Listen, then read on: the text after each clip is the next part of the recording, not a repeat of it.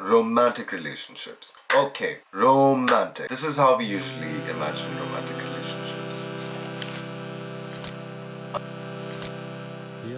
A synthesis of you and this mystical other, and where you all sort of understand every aspects of yourself, and there is compatibility in every possible way. It's not like that. It's not just cuddles, chemistry, and compatibility. The word The word relationship contains relation, and this is where we can actually examine what a relationship is actually like. How does it actually function? How are they, in other words, relating with each other?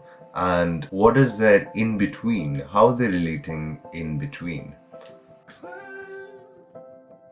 So, what is the in between? I think the in between, and this is a way to look at any relationship, I think the in between is the space between two people where it's just between you and this other person. It cannot be replicated. It can follow a certain template, like you can have another person that is just like this, but the in between is that element which cannot be replicated. If you put one person and another person together, the kind of relationship that they will have will evoke a certain uniqueness, because it's almost like two chemical reactions. It's like two agents that are so different that will ultimately mix together if they have some sort of chemistry. And what will be produced is something that cannot be replicated. It is your own. In some way that means that you cannot find another relationship like this. And within this in between, there are ways of relating to this person. Now, for romantic relationships, there are what I call modalities. Modalities where what does modality mean? Modality means that there are certain ways of relating to people. How do we create an exchange? We're like, imagine with two bodies, with words and personality, and sounds that we make with our mouth that mean something symbolically, all of that stuff. How do we take another human being, and in what ways can we relate? What ways can we actually perform this function of relation? And that's what modality means. And in romantic relationships, the modalities are three. Now, before I start with that specific detail, there's something that you should know about romantic relationships that sets them apart from, let's say, ordinary relationships. I mean ordinary because of a very specific sense. Most relationships are, singular. You have relationships that are singular or slightly more dimensional than singular, which means that you have one or two relationships with the same person at the same time. Now, what really sets romantic relationships apart is that they're not just a single relationship. They are many different relationships. And so it transcends that normal sort of boundary, and that's what classifies it as a romantic relationship.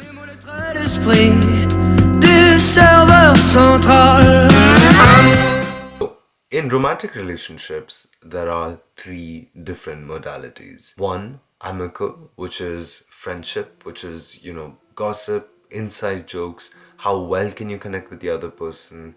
This is about that friendly exchange, that banter, how y'all can sort of, enjoy each other's company in the most friendly way possible. How are y'all as friends? And then the second modality is spiritual. Spiritual in the sense, limerence comes from here. A sense of this person being exalted to the highest degree, that you can see this ordinary human and perceive something much more divine within them. And this is that love in the most romantic sense. It is a sense where it transcends the natural ailments of just being human and disgusting and transforms it to something that is much more, let's just say, divine. This is where poems are written. This is where, love, I will love you until I die. This is where it comes from. It's highly spiritual.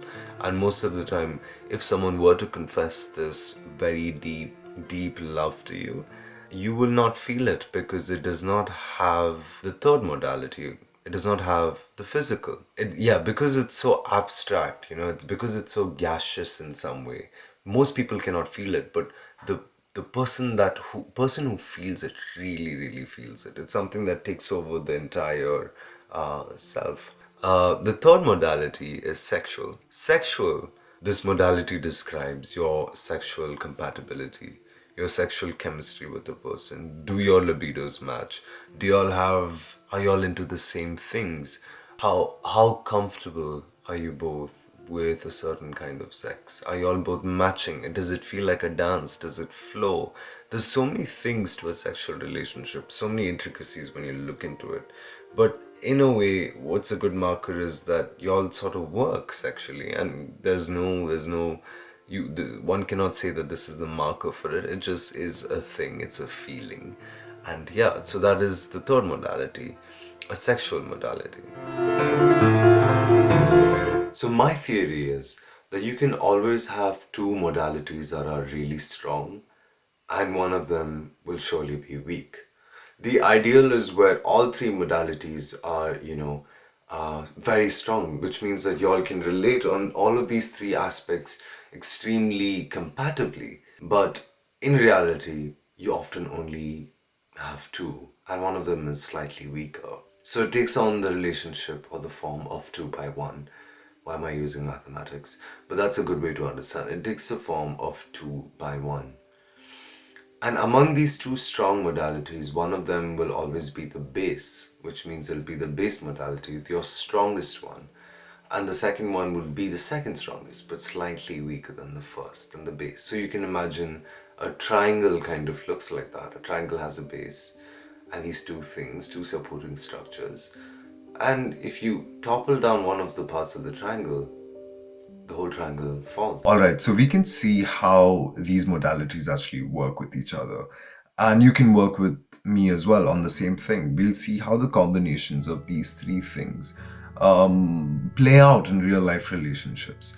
First one, amicable sexual. Now, this is where, you have friendly banter, y'all have inside jokes, you feel like they're a friend. Sexual chemistry is really nice. Y'all have great sexual compatibility, but there's a sense of feeling missing. You're not head over heels. Somebody asks you, do you love this person? You will be slightly hesitant. Most people can work with this. It's good enough. It's really good enough. People think this is often a bad situation. Okay, everything is great, but I'm not feeling a sense of love because this sort of spiritual aspect is slightly weaker. This greater sort of love. So the next combination that we can work with is amicable spiritual.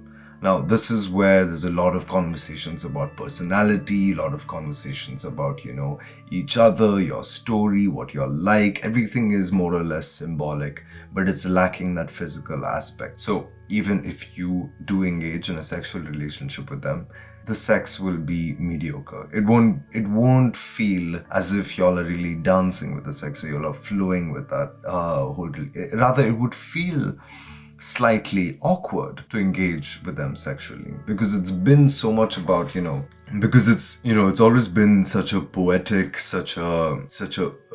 been such a romantic affair that it cannot possibly translate to sexuality that quickly. You have to understand that amicable and spiritual is way too high. It's in the spirit and not in the physical. So if it's not connected with the physical, it's very hard to engage with them in a sexual sort of manner. Now, this can sometimes appear as limerence, for example, where you love this person. This is great love, but you cannot translate it into a real sexual romantic relationship. It's slightly more difficult. Then we can look at the most rare combination, which is spiritual and sexual. This is the kind of person that you cannot automatically, form a relationship in a traditional sense. These are people that will appear as, people that you can love greatly, and y'all have the greatest sexual chemistry. It is really like one of the most satisfying feelings to engage with a person like this romantically. But it's not very easy to form a relationship in the conventional sense. You'll find it difficult to invite them into your daily life. For example, you'll find it very hard to sort of maintain a friendship. You will find it very hard to talk about quotidian things, daily things, make jokes about mundane things. No, these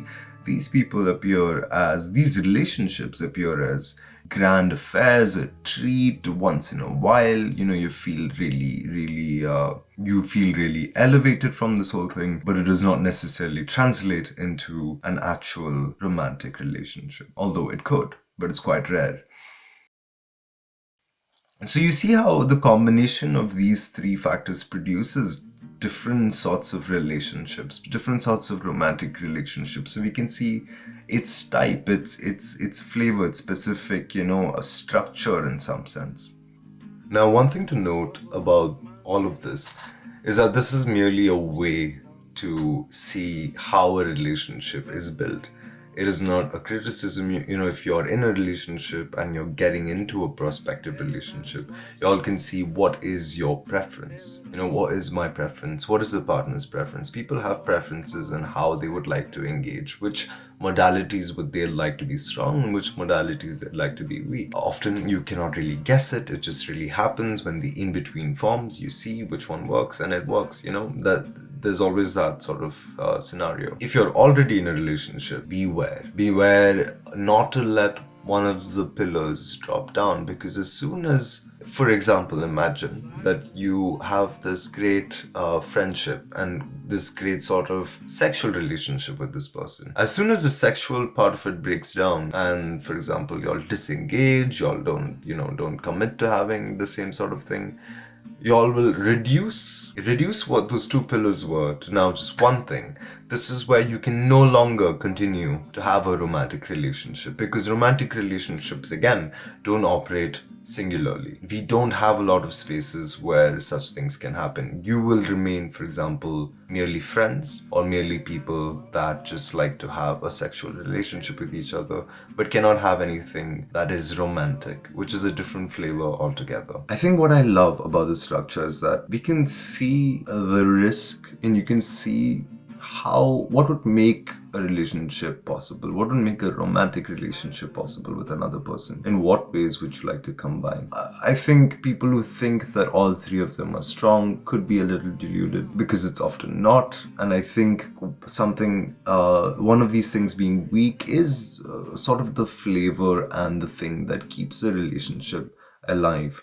Because there's always something to risk. There's always a thing to sort of overcome or engage in. And frankly, it's sort of a fruitful effort.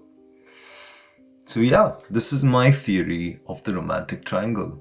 Let me know what you think about them. Let me know what you think. Write down in the comments. I would like to know what's been your experience and how does this change the way you see your own romantic relationships.